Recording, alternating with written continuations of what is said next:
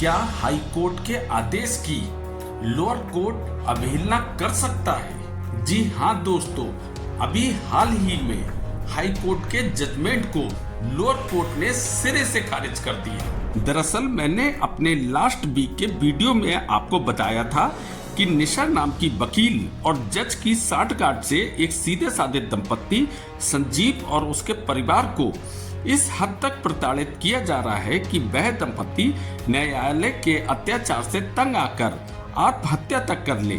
आज के वीडियो में मैं आपको बताऊंगा कि किस तरह एक जज और एक वकील मिलकर किस तरह कानून का मखौल उड़ा रहे हैं और इलाहाबाद हाई कोर्ट के ऑर्डर को निचली अदालत मानने से इनकार कर रही है। अगर आप भी इस पूरे वाक्य को जानना चाहते हैं तो बने रहिए वीडियो के अंत तक। तो शुरू करते हैं अपना वीडियो।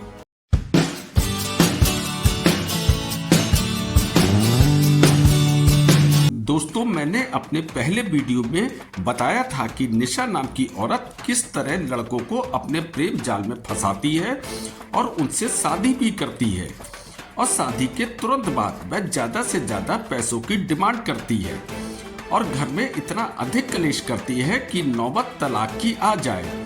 फिर निशा उस व्यक्ति का पीछा छोड़ने के एवज में एक मोटी रकम की डिमांड रखती है, जिसे स्वीकार करना उस व्यक्ति की मजबूरी होती है और इस प्रकार निशा उस व्यक्ति से मोटी रकम लेने के पश्चात अपना नया शिकार ढूंढती है।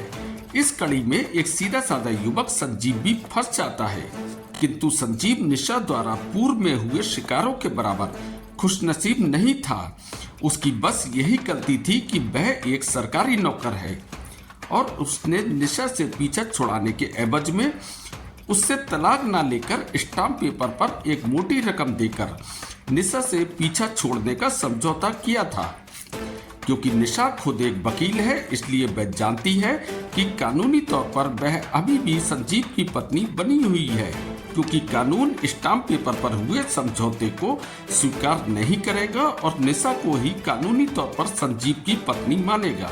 दरअसल निशा ने संजीव से मोटी रकम लेने के बाद वह 17-18 साल तक खामोश रही। निशा ने संजीव को एक लंबे अरसे के बाद पुनः संजीव को प्रताड़ित करना शुरू कर दिया है और निशा ने संजीव को इस हद तक प्रताड़ित किया है जिससे उसकी दूसरी पत्नी के जेवर तक निशा की डिमांड की भेंट चढ़ गए। लेकिन निशा की पैसों की भूख शांत होने का नाम ही नहीं ले रही है, जिस कारण संजीव और उसका परिवार सामान्य से भी नीचे जिंदगी जीने को मजबूर हो गए हैं। कहानी की असली शुरुआत यहाँ से होती है।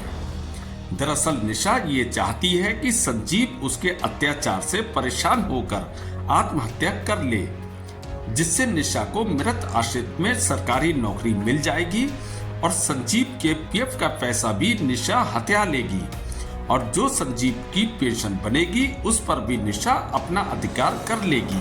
इसलिए इस वक्त निशा ने एक लोअर कोर्ट के जज के साथ मिलकर संजीव के खिलाफ एक षड्यंत्र रचा है, जिसके तहत कानून का गला घोटते हुए लोअर कोर्ट के जज ने संजीव की सैलरी बैंक में होल्ड करवा दी, जिस कारण संजीव अपने विभाग में काम तो कर रहा है और उसकी सैलरी भी उसके बैंक में आ रही है, किंतु संजीव उस सैलरी को निकाल नहीं सकता और संजीव की सैलरी को होल्ड हुए करीब 7 से 8 महीने हो चुके हैं।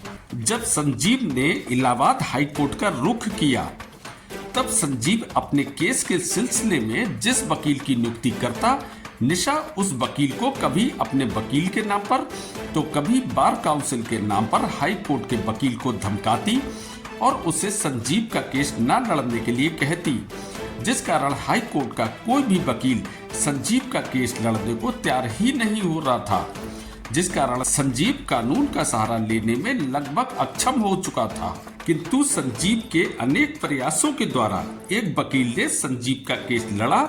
जब ये केस अदालत पहुंचा तो हाई कोर्ट के जज ने भी यह माना कि निचली अदालत का फैसला सरासर गलत है और हाई कोर्ट के जज ने संजीव की सैलरी तुरंत रिलीज कराने का जजमेंट दिया।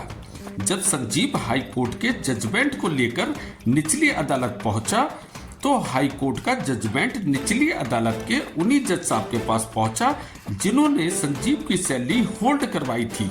हाई कोर्ट के जजमेंट को देखकर निचली अदालत के जज साहब ने संजीव के वकील से कहा कि इस जजमेंट पर 1 महीने बाद कार्रवाई होगी। जब संजीव के वकील ने कारण पूछा तो जज साहब ने कहा कि इस जजमेंट की जांच कराने के पश्चात ही मैं कुछ कर सकता हूं। इस पर संजीव के वकील ने संजीव की आर्थिक स्थिति और होली जैसे त्योहार का हवाला दिया, किंतु जज साहब ने हाई कोर्ट के जजमेंट को तुरंत मानने से इनकार कर दिया। इसके बाद संजीव हाई कोर्ट का जजमेंट लेकर अपने बैंक गया।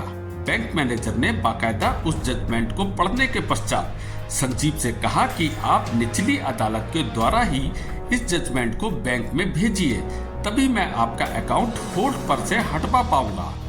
इसके बाद बैंक मैनेजर ने जो बात संजीव को बताई वह सुनकर संजीव की पैरों तले जमीन खिसक गई। दरअसल बैंक मैनेजर ने संजीव को बताया कि हाई कोर्ट के इस जजमेंट के बाद मैं आपका अकाउंट होल्ड पर से हटा सकता था, किंतु मेरे पास निचली अदालत के जज ने पूर्व में मुझे 3 से 4 बार खुद फोन करके कहा था कि अगर तुमने संजीव का अकाउंट होल्ड से हटाया तो मैं तुम्हें अदालत में खींच लूंगा।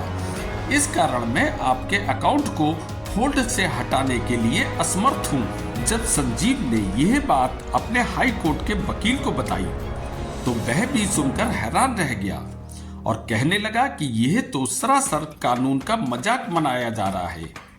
और वकील ने अगले ही दिन संजीव को हाई कोर्ट आने के लिए कहा, जिसे सुनकर संजीव की आंखों में आंसू आ गए, क्योंकि संजीव बड़ी मुश्किल से अपने परिवार का भरण पोषण कर पा रहा है। अब संजीव सोचने लगा कि बार बार इलाहाबाद जाने के पैसे कहां से लाए और वकील की फीस कैसे दे। जिसके पास खाने तक के लाले पड़े हों वह इलाहाबाद और वकील के पैसे कहां से देगा। अब संजीव की स्थिति ये हो चुकी है कि उसे उधार मिलना तक मुश्किल हो गया है। अब मैं आपसे पूछता हूं कि ऐसी परिस्थिति में संजीव को क्या करना चाहिए? क्या पहले उसे खाना खाना चाहिए या फिर भूखा प्यासा रहकर इन कानूनी पचड़ों को निपटाना चाहिए, या फिर हालात से तंग होकर आत्महत्या कर लेनी चाहिए? और खुदा ना खास्ता अगर संजीव और उसका परिवार आत्महत्या कर लेता है तो इसका जिम्मेदार कौन होगा? वह निशा या वह जज या फिर वह सिस्टम जिससे तंग आकर एक आम व्यक्ति के पास इसके अलावा कोई चारा ही नहीं बचता है। आप अपनी राय कमेंट्स बॉक्स में जरूर दें। शायद आपकी राय एक निर्दोष व्यक्ति की जान बचा सके। मेरी सुप्रीम कोर्ट से हाथ जोड़कर विनती है कि वह इस विषय पर स्वतः संज्ञान ले और एक उदाहरण पेश करे कि कोई जज भगवान नहीं होता जो किसी की जिंदगी का सौदा कर सके। मैं आपसे अपने इस वीडियो में लाइक और शेयर के लिए नहीं कहूंगा। आप अपने विवेक से फैसला कीजिए कि क्या करना है और क्या नहीं। तो फिर मिलते हैं अगले शनिवार को एक नए विषय के साथ या इसी विषय के साथ। तब तक के लिए थैंक यू वेरी मच। नमस्कार।